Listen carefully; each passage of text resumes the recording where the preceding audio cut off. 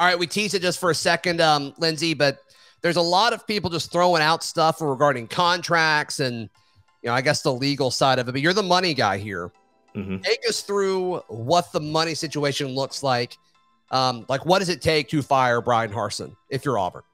Okay, so the first thing is understanding firing somebody for cause versus without cause.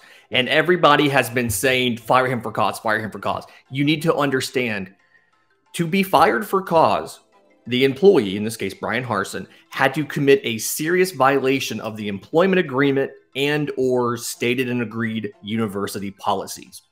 If the act or behavior they did is prohibited by policies and it's established in the policies that you can be fired for doing that, then you can have a claim for fireable for cause. Being bad at your job is not fireable for cause when you have an employment contract. So if Auburn attempts to fire Bryan Harsin for cause, 100% guaranteed this is going to become a legal case, and this will probably stretch out for a while. Nick Rolovich in Washington, he was the coach that, not going to talk about the politics of it, he was the coach who didn't want to get vaccinated. They had a rule you had to be vaccinated. He was fired for cause. That is still going its way through the legal system. That is going to be a case for probably a year. The Harsin situation is the same. Assuming, that is a very high bar to establish. So let's assume that they are not going to find a reason to fire him for cause. Okay. If you fire him without cause, like you did for Gus, it is an $18.3 million buyout. So what it is it is 70% of whatever is owed on the rest of the contract at that time. He signed it in December, so we are in year 2. Now, Gus was about 75%, so similar structure. But when you fire him, 50% of that contract is due within the first 30 days. So you owe Bryan Harsin a $9.15 million payment within 30 days. Wow. And then the other $9.15 million is stretched over 4 payments annually. So once a year from 2023 through 2026, you cut a check for $2.3 million to Bryan Harsin every year. So we are doing that with Gus Malzahn now. Right. He has 22, 23, and 24 and 25 are his full remaining checks. Harsin would be 23 through 26 if we fire him.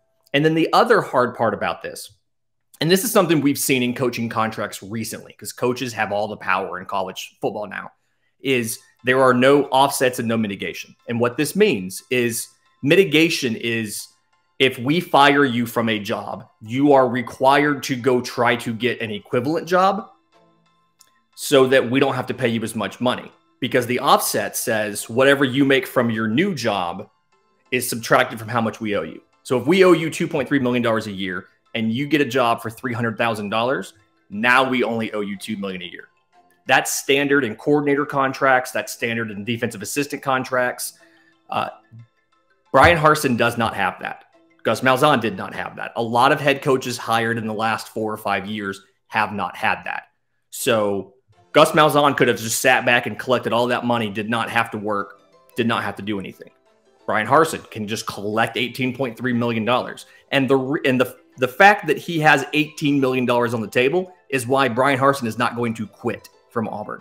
No, he's not going to leave Auburn. Because not only does he have that, but he has a buyout if he leaves the job on his own. It's $5 million if he leaves in year 2.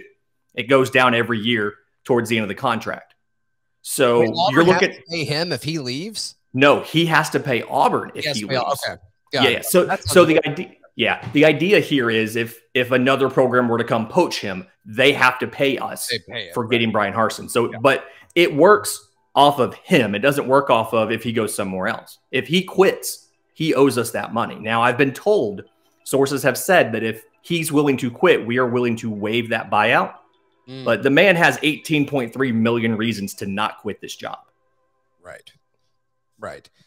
Yeah. I've seen a lot of folks tie, maybe they could fire him for the losing record. And it's like, that's not how that works. That is not for cause. It is a very high bar to clear. It very rarely happens. And every time it comes up, it is a lawsuit. Matter of fact, Mike Leach,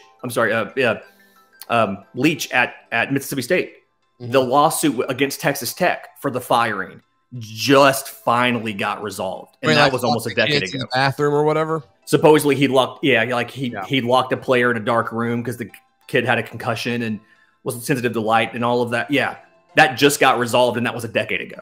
I mean, this is going to drag out for a long time if Auburn tries to fire Bryan Harsin for cause. I just don't see anything in what we've heard that would give you a reason to say that he violated university policies and or his employment agreement. Right. There's nothing there.